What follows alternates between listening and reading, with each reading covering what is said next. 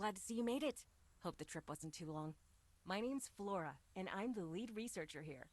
Welcome to the Mangrove Restoration Project, part of the Build a Better World initiative, though we just call it the project around here. Take a look around. A place like this should be teeming with mangroves, but, well, it isn't anymore. People have been tearing down the trees for years, making room for boats, businesses, factories, you name it. Mangroves provide homes for all sorts of creatures, like places in their weaving roots for fish to hide and treetops for monkeys to swing from. Without the mangroves, though, those animals started to disappear from the area. To make it worse, without the mangroves, there aren't enough plants to pull carbon dioxide from the atmosphere. CO2 contributes to climate change, and climate change makes it that much harder for mangroves to grow on their own. That's where we come in.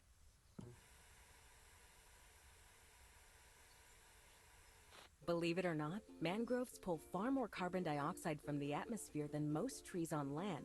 In a healthy mangrove forest, the soil could have up to 4 times as much carbon stored in the sediment beneath them than you'd expect to find even in a rainforest. Considering the monumental amount of good that rainforests do for our environment, that is a significant contribution on the mangroves' parts. See, all plants need carbon dioxide to grow, so they pull what they need from the atmosphere and turn it into new branches and roots. However, whenever a tree dies or part of it, like the leaves, fall off, the dead plant matter decomposes and the carbon leaks back into the atmosphere.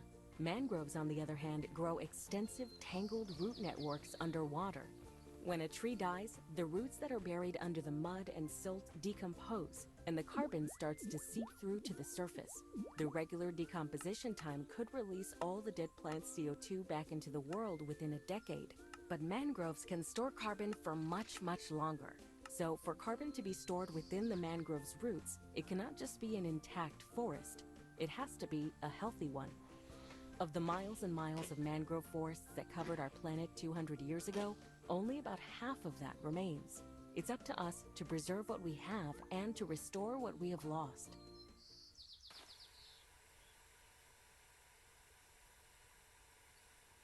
The more mangroves we plant, the less dangerous climate change becomes, and the more animals will be able to return. When the animals return, then we'll start to see the broken down villages revive as their inhabitants return to make a living from fishing, beekeeping, and other local economies. To make that happen, I'm trusting you with this. This is the state-of-the-art Vegetation Implementation and Growth Stimulation System 2000, trademarked. Well, that's what the R&D department likes to call it. But boots on the ground folks like you and me, we just call it the seed cannon. It makes planting trees and the like infinitely easier and helps bypass one of the greatest restrictions to plant growth: time. Come on, I'll show you how it works. All right, see that patch of dirt? Aim the seed cannon at it and then use it like you would any other item or tool. I've already loaded a mangrove seed for you. Upon releasing the trigger, the seed will shoot out and the tree will pop up like a meerkat. Give it a whirl. You'll find different types of soil in different regions out there. Different species of mangrove trees will grow depending on the type of soil. Don't worry, the seed cannon will automatically plant the right seeds in the right places.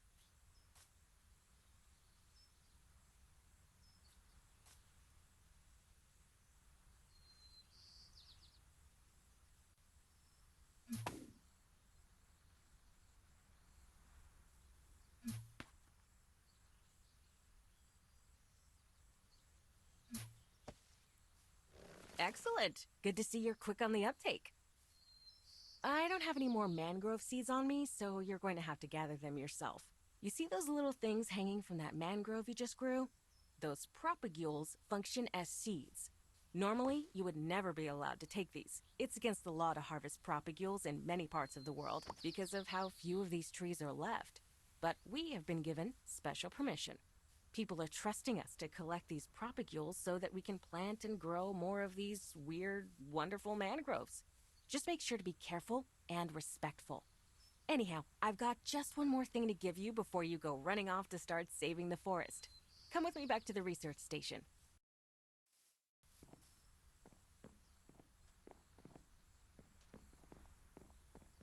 Here, This monitor will let you measure the CO2 levels wherever you are.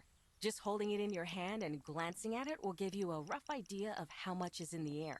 If you see that needle pointing all the way to the right, then the area you're in desperately needs mangrove intervention to help clean the atmosphere. As another way to detect greenhouse gases, you can use the item more directly, like a camera, to actually see the clouds of CO2 around you. The darker the clouds, the denser the collection of carbon dioxide.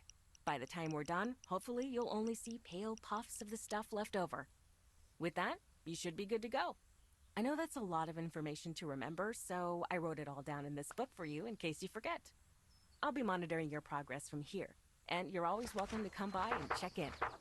Do your best, and remember that planting these trees and cleaning the air doesn't just protect the world at large, but will also help the people and animals that want to call this place home. See ya!